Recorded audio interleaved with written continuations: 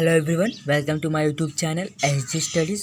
Today we are going to study on the chapter 7th standard 9th chapter, that is the Maratha War of Independence. इसका first part हमने हमारे video section में डाल दिया है, जिसमें कि हमने पढ़ा था शिवाजी की महाराज की डेथ के बाद किन किन लोगों ने शासन किया। उनके पुत्र दो पुत्र थे उनके, एक का नाम था संभाजी महाराज और दूसरे का नाम था राजा राम महाराज। और फिर जो संभाजी महाराज थे उनकी पत्नी का नाम यशुबाई था, और जो राजा राम महाराज था उनकी पत्नी का नाम महारानी ताराबाई था। तो ये सारी चीज़ें हमने देखा कि किस तरह उन्होंने अपना रूलिंग पावर दिखाया, किस तरह जो छत्रपति संभाजी महाराज ने किस तरह सब अपना एडमिनिस्ट्रेशन चलाया, और फिर कैंपेन अगेंस्ट द सिद्धि, ये सारी चीज़ें कैसे हुई, और फिर कैंपेन अगेंस्ट प्रोस्टिजियस, ये भी हमने उस जो हमारा पार्ट 1 था उसमें हमने आपको पढ़ा दिया है। द एंड ऑफ आदिल शाही कुतुब शाही, यानी कि आदिल शाही कुतुब शाही का एंड किस तरह हुआ, एडमिनिस्ट्रेशन ऑफ संभाजी महाराज का किस तरह रहा। जैसे कि शिवाजी महाराज के एडमिनिस्ट्रेशन में कुछ अलग टाइप था, और जो संभाजी महाराज का जो एडमिनिस्ट्रेशन था इसमें कुछ अलग था। और हमने फिर बाद में जो हमारे यहाँ तक हो गया था, अभी हम पढ़ेंगे डू यू नो से। तो क्या आपको पता है संभाजी महाराज कंपोज बुद्ध भूषणम इन संस्कृत। अब संभाजी महाराज ने खुद का एक बुक लिखा था, वो किस में कौन सी भाषा में था, संस्कृत में था, और उनको अलग अलग लैंग्वेज में भी आया करती थी।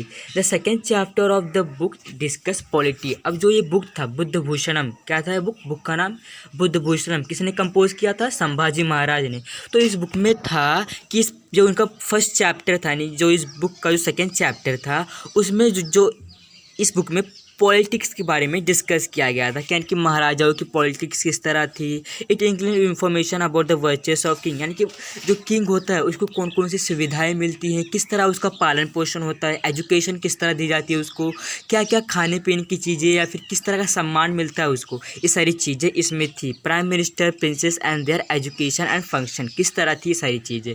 The adviser to the king, यानी जो सलाहकार बोलता है ना, सलाहकार, एक दरबार में कोई ना कोई सलाहकार होता है जो महाराज को सलाह देता है कि कौन सी मुसीबत आने पर क्या करना चाहिए। तो ये सारी चीज़ें भी उस बुक में लिखी हैं। Forts and goods and material needed on a fort, यानी कि जो मटेरियल क्या क्या चीज़ें लगती हैं, कौन कौन सी मटेरियल लगती हैं फोर्ट में, कौन कौन से गोले बारूद, कितना उसको मतलब रखनी चाहिए, कब हमला हो सकता है, ये सारी चीज़ें उस बुक में कंपोज किया है संभाजी महाराज ने। किस तरह आर्मी को ट्रेन करना चाहिए, द ड्यूटीज़ ऑफ किंग, एक किंग की ड्यूटीज़ क्या होती है, किस तरह, और भी सारी चीज़ें, एस्पियोनॉज, ये सारी चीज़ें। Death of Sambhaji Maharaj. अब देखते हैं संभाजी महाराज का डेथ किस तरह हुआ, क्यों उनका डेथ हुआ, किस तरह मुगल ने प्लान बनाया उनके डेथ के कारण। औरंगजेब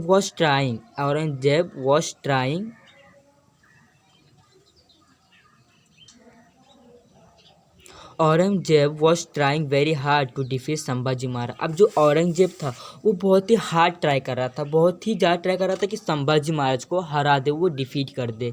ही had place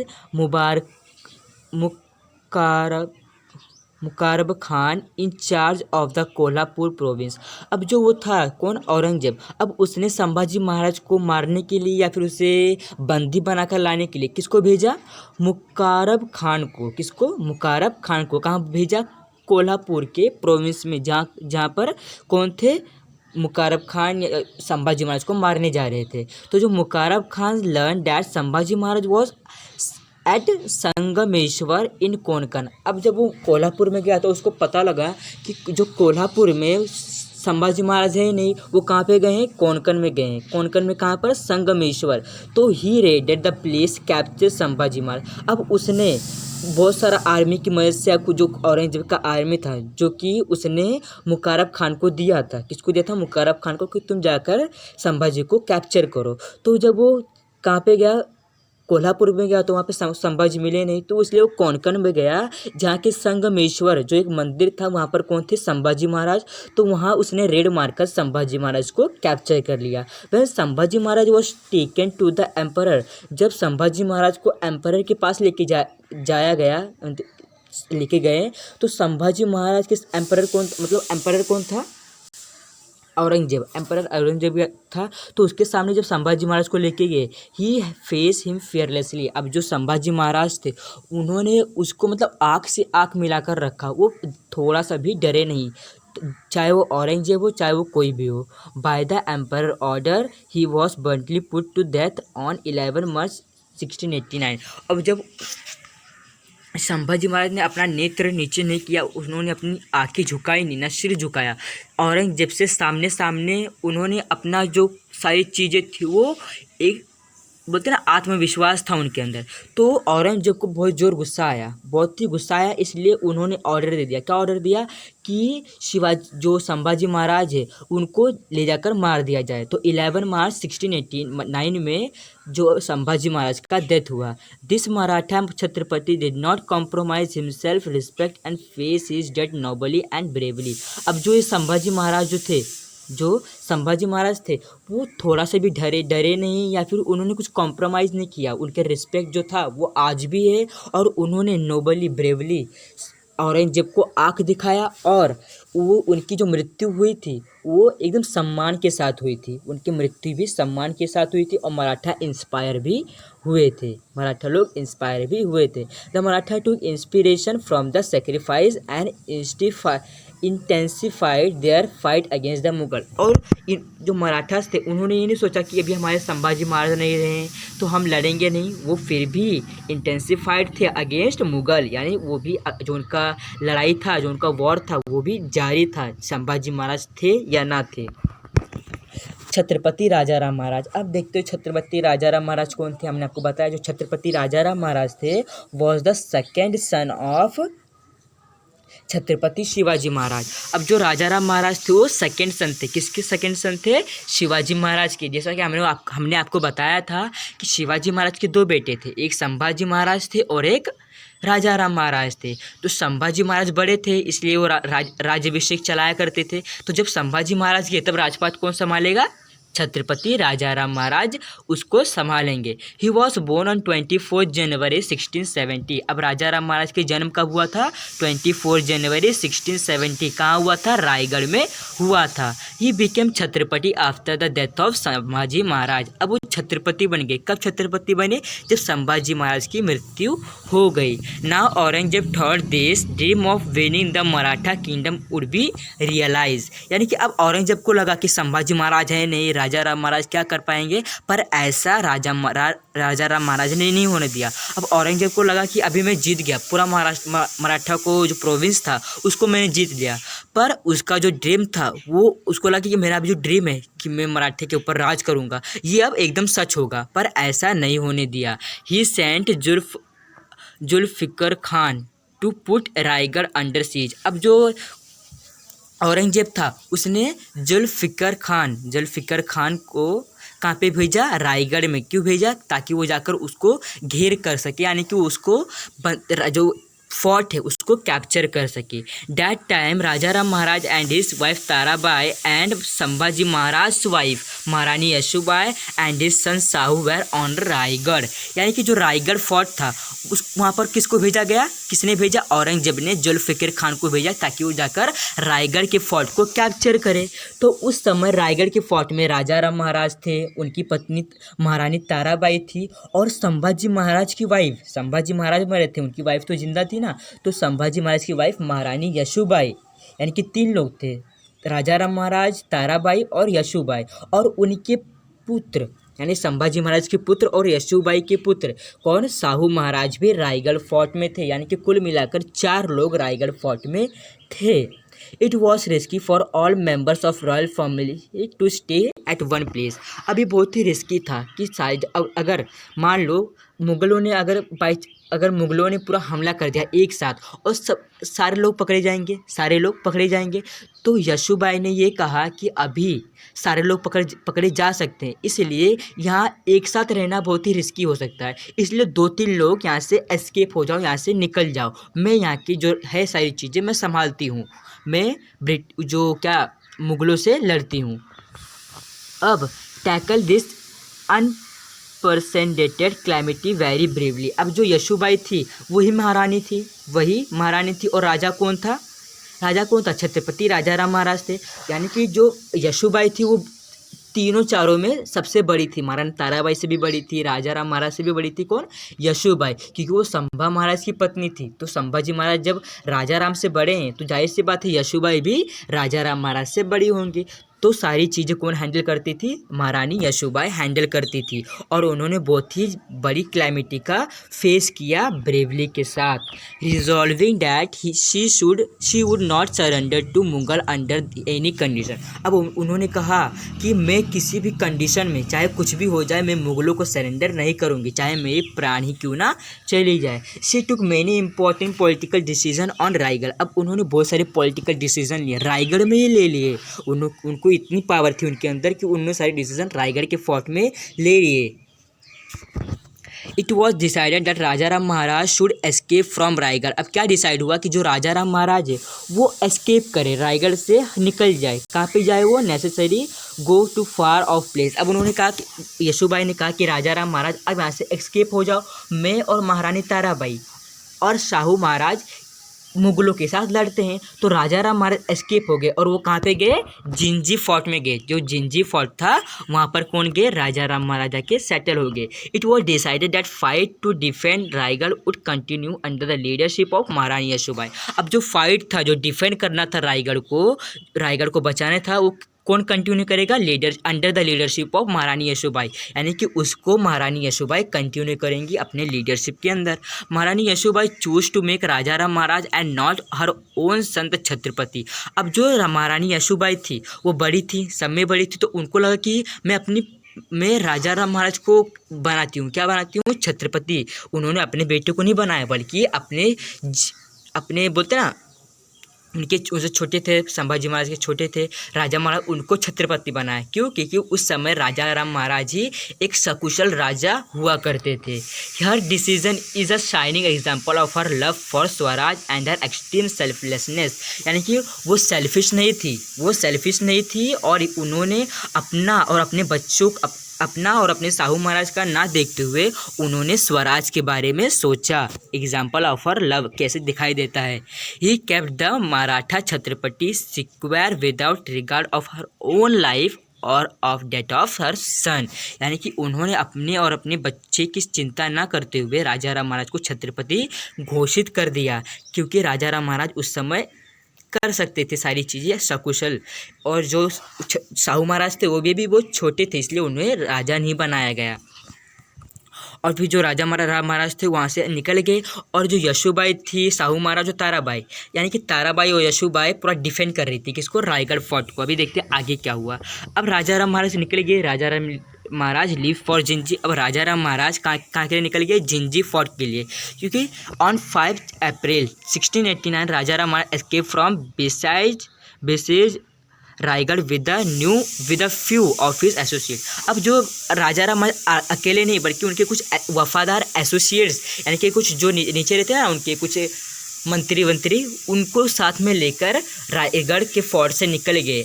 and he decided to go to south to Jinji, यानी कि जो डेक्कन प्लेट्यू में जो जिंजी फोर्ट था वहाँ पर जाके सेटल हो गए। The Jinji fort was invincible, यानी कि जो जिंजी फोर्ट था वहाँ पर किसी को भी हराना बहुत ही नामुमकिन सा लगता था, क्योंकि जो जिंजी फोर्ट था वो बहुत ही ऊंचे जगह पे था, बहुत सारे आजू बाजू पत्थर थे और बहुत ही मजबूत फोर्ट था। कौन? जिंजी फोर्ट। इसलिए वहाँ पर किसी को भी हराना मुश्किल था। इसलिए जो राजा राम महाराज वहाँ पे जाके सेटल हो गए। कब सेटल हुए? जब रायगढ़ के ऊपर मुगलों ने अटैक किया था, तो यशोबाई ने कहा था कि राजा राम महाराज एस्केप हो जाइए। It was not easy to task for the Mughals to capture this fort. अब जो मुगलों के लिए इस फोर्ट को कैप्चर करने के लिए बहुत ही ईजी नहीं था, बहुत ही हार्ड हुआ करता था, not an easy. Raja Ram Maharaj took his faithful sardar like Prahlad, Niraji Khandoballal, Rupaji Bhosale and manage to reach Gingee को मैनेज करने के लिए उनके कुछ फैथफुल सरदार थे, यानी कि जो ये लोग थे वो सरदार नहीं बल्कि इनके एसोसिएट्स भी हुआ करते थे, जो इनको सलाहकार या फिर एडवाइज़र भी बोला जा सकता है। अब देखते हैं, जो अभी हमने देखा कि राजा राम महाराज वहाँ से एस्केप होके कहाँ से? रायगढ़ फोर्ट से। तो यशोबाई, महारानी ताराबाई और साहू महाराज उनका क्या हुआ, कुछ तो हुआ होगा उनका, उन्होंने कुछ लड़ा तो होगा। अब देखते हैं उनका क्या हुआ। The movement of Marathas, it was difficult to defend the Raigad fort against might of the Mughals. अब स्त्रियाँ ही खाली थी, यानी कि महारानी यशोबाई और महारानी ताराबाई। अब यही दो लोग थे जो कि रायगढ़ फोर्ट को डिफेंड कर रहे थे, तो इनके लिए बहुत ही मतलब होता है हानिकारक साबित हुआ। अब महारानी द मुगल कैप्चर रायगढ़ इन नवंबर 1689, और वो जो स्त्रियाँ थी वो उतना लड़ नहीं पाई। उन्होंने बहुत कोशिश की कि हम रायगढ़ को डिफेंड करेंगे, पर वो नाकाम रही एंड अरेस्टेड महारानी यशोबाई एंड साहू। अब महारानी ताराबाई वहाँ से एस्केप कर गई क्योंकि उन्हें लगा कि मुगल हमारे पास आ रहे हैं। तो यशोबाई ने कहा कि महारानी ताराबाई आप भी एस्केप हो जाइए। राजा राम महाराज तो एस्केप हो गए थे, तो यशोबाई ने कहा, वो बड़ी थी इसलिए उनका कहना फ़र्ज बनता है कि अपने नीचे को सबको हटाना और खुद की ना रक्षा करते हुए बल्कि अपनी प्रजा की रक्षा करना, ये एक महारानी का फ़र्ज होता है। और वो फ़र्ज महारानी यशोबाई ने सकुशल निभाया और उन्होंने महारानी ताराबाई को एस्केप करने के लिए कहा, यानी कि निकल जाने के लिए कहा। और इसी के चलते नवंबर 1689 में जो महारानी यशोबाई और साहू महाराज बीच में फंस गए और उन्हें मुगल्स ने कैप्चर कर लिया। फोर्ट को तो कैप्चर किया, पर यशोबाई को और साहू महाराज को भी कैप्चर कर लिया। While going to Jinji, Rajaram Maharaj had assigned the duty of to fight against the Mughal to Ramchandra Pant अमात्य, शंकराजी नारायण सचिव, संत जी घोरपड़े एंड धानु जाधव। यानी कि जो ये लोग थे, अब जो राजाराम महाराज एस्केप हो रहे थे, कहाँ से जब राजाराम महाराज रायगढ़ से एस्केप हो रहे थे तो उन्होंने कुछ अपने वफादार नहीं थे, ये वफादार नहीं थे, ये कुछ सैनिक ही थे जिन्हें रायगढ़ पर छोड़ा गया ताकि वो महारानियों की रक्षा कर सके, पर इन्होंने ऐसा नहीं किया। अब आप बोलोगे इन्होंने ऐसा क्यों नहीं किया। अब देखते हैं जो मराठास का जो वीकनेस क्या होने लगा। From the Maratha point of view the situation was critical. अब मराठा के पॉइंट ऑफ व्यू से जो ये सिचुएशन था वो बोलते हैं क्रिटिकल हो गया था। Aurangzeb had enticed many Maratha sardar to he side by giving them watans and jagir. अब जो औरंगजेब था, मतलब जो राजाराम महाराज थे, उन्होंने कुछ सैनिकों को रायगढ़ फोर्ट पे छोड़ दिया था रायगढ़ फोर्ट पे। तो जो सैनिक थे उन्होंने वफादारी नहीं दिखाई, वो कुछ वतन और जागीर से लेकर औरंगजेब से कुछ ज़मीनें लेकर, कुछ पैसे लेकर वो उनके साइड चले गए और यशोबाई महारानी और साहू महाराज को अकेला छोड़ दिया। ये भरोसेमंद इंसान नहीं थे, भले ही मराठा थे पर ये भरोसेमंद नहीं थे, क्योंकि ये जागीर और वतन के चलते बिक गए थे। किसको? औरंगजेब को बिक गए थे। Rajaram Maharaj also use the same tactics to thwart the Mughal plan. अब जो राजाराम महाराज थे, इनको लगा कि लोग पैसे के कारण और वतन के कारण ज़मीनें और पैसे लोगों को ज़्यादा चाहिए, तो अगर मैं इसका लालच अपनी प्रजा में दूंगा तो जाहिर सी बात है कुछ ना कुछ तो बाहर आएंगे ही, अपने वतन से लड़ने के लिए कुछ ना कुछ तो बाहर आएंगे ही। It was promise that if a Maratha sardar capture Mughal territory it would be given to him as a jagir. अब जो राजाराम महाराज थे उन्होंने अपनी प्रजा में घोषित कर दिया कि अगर कोई भी इंसान मेरे ओर से मुगल के साइड लड़ेगा, मुगलों से लड़ेगा, तो अगर वो कुछ भी टेरिटरी वो हासिल करता है या फिर जो राज्य जीतता है वो उसका हो जाएगा, जितना भी ज़मीन वो जीतेगा वो उसका हो जाएगा, उसमें हम कुछ भी उसको दखल अंदाजी नहीं करेंगे। तो इसके due to this promise many capable Maratha sardars came forward. अब इसी के वजह से जो कुछ लोग थे मराठा सरदार्स में, जो कुछ लोग थे उनको लालच आ गया कि अगर हम जीतेंगे तो सारी चीज़ें हमारी हो जाएंगी। तो इन लोग बाहर आए और दे started invading the Mughal territory, और फिर उन्होंने मुगल टेरिटरीज के ऊपर हमला करना शुरू किया और उन्होंने जो उनका जो ज़मीन था उसको हासिल करना शुरू किया। अब वो ज़मीन जो है वो राजाराम महाराज नहीं लेंगे, बल्कि वो ज़मीन जिन्होंने वार करके जीता वो ले लेंगे, यानी कि मुगल को छोड़कर मराठा से लेंगे। They started invading Mughal territory with vigour and defeated Mughal general. जो मुगल जनरल था उसको भी डिफीट कर दिया, किन्होंने? मराठास ने। Santaji and Dhanaji were the forefront of this action. अब जो संताजी धानाजी थे, ये इस जो एक्शन था, जो ये आर्मी थी, इसके कुछ हेड थे। कौन? संताजी और धानाजी, ये भी इनको इंस्पायर किया करते थे। Against their surprise attack and guerrilla tactics the enormous amount of war material and heavy artillery of the Mughal were a little use. यानी कि मुगल्स इतने ज़्यादा खुश हो गए थे, इतने ज़्यादा युद्ध करने के लिए इतना उनके गुस्सा आ गया। मुगल्स नहीं, मराठास के मतलब राजा राम महाराज ने सबको इंस्पायर किया, तभी सब लोग बाहर आए और मुगल टेरिस के ऊपर हमला करना शुरू किया। तो उस समय इतने सारे मराठास लोग मुगल के साइड जाने लगे, मतलब मुगलों को हराने लगे। कौन? मराठास लोग। तो उस समय जो मुगल के पास जो तोप, गोला बारूद, ये सारी चीज़ें थे, ये उनका कुछ भी यूज़ नहीं आया, क्योंकि मराठास के अंदर इतना पावर था। मराठास के जो नेक इंसान थे उनके अंदर इतना पावर था कि मुगल की एक भी ना चली, उनका लिटिल यूज़ भी नहीं हुआ। The Mughal force were at their wits end. अब जो मुगल का जो फोर्स था वो अपनी आखिरी कदम पे आ गए थे। अब मुगल का जो सेना था वो ख़त्म ही होने वाला था। ऑन वन ओकेशन, आपको पता है एक बार क्या हुआ? Santaji Ghorpade and Vitthoji Chauhan even cut the carried away of the golden pinnacle of the emperor's own tent in a surprise attack. यानी कि जो एक बार संताजी घोरपड़े और विट्ठोजी चौहान जो थे, उन्होंने मतलब एक समझ लो दरबार है, उसमें कुछ एक पिनाकल होता है, यानी कि जो एक दरबार के ऊपर एक मुकुट लगा होता है, उसको सोने का होता है। तो इन लोगों ने उसको ही चुरा कर भाग लिया। कौन? संताजी घोरपड़े और विट्ठोजी चौहान। ये इतना मतलब आप सोच सकते हो कि वहाँ तक पहुँचना, और मतलब जाहिर सी बात है जब वहाँ तक पहुँच गए, मुग़लों के दरबार के ऊंचे तक पहुँच गए, जब उसके पिनाकल को उठा लिया, तो जाहिर सी बात है जो मुग़लों की जो सेना थी वो पूरी तरीके से ख़त्म हो गई होगी। और इन्होंने उसको भी नहीं छोड़ा, मतलब इनके अंदर इतना पावर था कि उसको भी नहीं छोड़ा। कौन? मराठास ने। अब देखते हैं सीज ऑफ जिंजी। अब देखते हैं जिंजी किस तरह, जिंजी में मुग़लों ने किस तरह अपना घेरा बनाया। Once Raigad was capture. अब जो रायगढ़ था वो कैप्चर हो गया था, और किसने कैप्चर करवाया था? जुल्फ़िकर खान ने।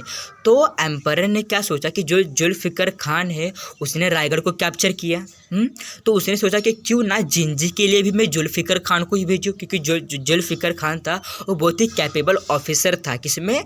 एम्परर के साइड। जो औरंगजेब की तरफ से जो जुल्फ़िकर खान था वो बहुत ही कैपेबल था, यानी कि वो बहुत ही मजबूत था और उसको जो वॉर करना बहुत ही अच्छी तरीके से आता था, इसलिए उसने रायगढ़ को कैप्चर किया। तो एम्परर ने, जो औरंगजेब था, उसने एक बार फिर से जिंजी के लिए जुल्फ़िकर खान को भेजा। He laid siege to the fort of Gingee. अब जो जुल्फ़िकर खान था उसने वापस जो जिंजी था उसको अपने घेरे में ले लिया। रायगढ़ को जो जीत लिया था, वापस उसने जिंजी को भी जीतना चाहा। The Marathas defended the fort bravely for nearly 8 year. अब जो मराठास थे उन्होंने अपनी बहुत कोशिश की, 8 साल तक लगातार वो जिंजी की रक्षा कर रहे थे, पर फिर भी जुल्फ़िकर खान ने उसे जीत लिया। The Mughal force engage in the siege were fiercely attack from outside by Santaji and Dhanaji. यानी संताजी और धानाजी भी उसकी बहुत ही रखवाली करते थे, किसकी? जिंजी फोर्ट की, ताकि मुगल्स ना ले जाए। पर जो जुल्फ़िकर खान था उसने लेटर कैप्चर कर लिया, किसको? जिंजी फोर्ट को। राजा राम महाराज एस्केप थ्रू द सीज। अब जो राजा महाराज थे, अब जो उनको कहाँ पे आए थे? रायगढ़ के बाद जिंजी फोर्ट पे आए। इसलिए औरंगजेब ने जुल्फ़िकर खान को जिंजी फोर्ट पे भेजा ताकि वो कैप्चर करे, राजा राम महाराज को फिर ख़त्म कर सके हम। पर राजा राम महाराज वहाँ से एस्केप हो गए, और कहाँ पे गए? महाराष्ट्र में गए। कहाँ पे गए? महाराष्ट्र में गए, और फिर जुल्फ़िकर खान ने उस फोर्ट को कैप्चर कर लिया। यहाँ पे कुछ लिखा है, डू यू नो, क्या तुम्हें पता है? The Mughal soldier were so scared of Dhanaji. अब जो मुगल सोल्जर्स थे वो धानाजी से इतना डरते थे, that when their horse balk while drinking water they would say why do you see Dhanaji in the water. यानी कि मुगल फोर्स जो थे वो धानाजी से इतना डरते थे कि अगर घोड़े पानी पीते समय अगर कुछ भी ऐसा चिल्लाने लगते थे तो वो उनसे पूछा करते थे, क्या तुम्हें पानी में धानाजी दिख गए? तो क्या तुम्हें पानी में धानाजी दिख गए? ऐसा वो पूछा करते थे, क्योंकि उनका इतना डर था कि धानाजी के देखने के बाद ही उनके अंदर इतना खौफ आ जाता था। अब देखते थे return of Raja Ram Maharaj to Maharashtra. अब जो राजा राम महाराज पहले रायगढ़ से आए बाहर, जिंजी से बाहर आए महाराष्ट्र में। अब देखते हैं give a boost to the Maratha activity, और फिर उन्होंने मराठा एक्टिविटीज़ में बहुत ही ज़्यादा अपना महत्व दिखाया। किन्होंने? राजा राम महाराज में, क्योंकि वो जिंजी से महाराष्ट्र में ही आए थे। The Maratha attack the Mughal territory of Khandesh, Varhad and Bengal. Raja Ram Maharaj inspire 100 of brave Maratha warrior like Santaji and Dhanaji with his understanding nature and statesmanship. यानी कि जो मराठा लोग थे उन्होंने जो मुगलों की जो टेरिटरीज थे, खानदेश, वारहाद और बंगाल, इसको मतलब जीता। किन्होंने? मराठास ने। किसके टेरिटरीज थे? मुगल के टेरिटरी थे। तो इसलिए राजा राम महाराज बहुत ही इंस्पायर किया लोगों को, और वो खुद भी इंस्पायर हुए, क्योंकि उनकी सेना में इतना बल था कि वो मुगल के टेरिटरीज को जीत सकते थे। उनके अंदर इतनी अंडरस्टैंडिंग आ गई थी। He motivated them to protect the Swaraj and thus perform a very valuable task. और उन्होंने दूसरों को मतलब मोटिवेट किया कि अपने स्वराज को प्रोटेक्ट करो और खुद का जो होता है योगदान दो, स्वराज के ऊपर अपना योगदान दो। But even all this was taking place, पर ये सारी चीज़ें हो ही रही थी, पर Raja Ram Maharaj dead on 2 March 1700 on Sinhagad after the short world period of illness. यानी कि उस समय जब ये सारी चीज़ें हो ही रही थी कि महाराज लोग जीत ही रहे थे, मतलब ये सारी चीज़ें जीत के होने ही वाली थी कि बीच में जो राजा राम महाराज की डेथ हो गई। कब? 2 मार्च 17वीं सदी में 2 मार्च को इनकी डेथ हो गई। इनका मतलब किसी ने इन्हें मारा नहीं था, बल्कि कुछ इलनेस हो गया था, कुछ इनकी तबीयत खराब हो गई थी, जिसके कारण इनकी मृत्यु हो गई। कहाँ पे हुआ? सिन्हागढ़ में इनकी मृत्यु हुई। अब देखते हैं Raja Ram Maharaj was thoughtful and kind heart. अब जो राजा महाराज थे, राजा राम महाराज, वो बहुत ही काइंड हार्टेड थे और बहुत ही थॉटफुल हुआ करते थे। इनको मतलब बहुत ही भोले भाले बोलते हैं ना, भोले भाले, कुछ इनको पता नहीं था, उसी तरह इनका भी थोड़ा था। He brought together all the capable people in Maratha empire. अब जो इन्होंने बहुत ही कैपेबल जो मराठास थे उनको एकजुट किया और मुगलों के सामने खड़ा कर दिया। He united them, created a new enthusiasm amongst them. अब इन्होंने दूसरों के अंदर बहुत ही ज़्यादा उत्साहित का माहौल लाया। After the death of Sambhaji Maharaj he fought against Aurangzeb for 11 year with great courage and tenacity. यानी कि जब संभा महाराज की मृत्यु हुई उसके बाद से 11 साल तक, आप सोचो तो 11 साल तक लड़ना और अपनी जान की बिना परवाह किए राजा राम महाराज मुगल के सामने यानी औरंगजेब के सामने लड़ते रहे करेजेस के साथ और टेनेसिटी के साथ, मतलब अपनी पूरी सफलता के साथ। राजा राम महाराज ग्रेटेस्ट अचीवमेंट, यानी कि जो राजा राम महाराज थे उन्होंने बहुत ही ज़्यादा अचीवमेंट किया, जो उनका लाइफ था उसमें बहुत ही ज़्यादा अचीवमेंट किया था। It that protected Swaraj in those extremely difficulties time. इन्होंने बहुत ही ज़्यादा अचीवमेंट किया, जबकि कोई भी राजा महाराजा नहीं थे, खाली ये शिवाजी महाराज राजा राम महाराज अकेले थे। इतनी डिफिकल्टीज टाइम में भी इन्होंने स्वराज को बहुत प्रोटेक्शन दिया था। वाइल डिस्क्राइबिंग राजा राम महाराज नोटेड हिस्टोरियन रियासतकार GS। अब जो राजा राम महाराज को जो डिस्क्राइब करते इन्होंने, एक थे कौन? रियाज अख्तर।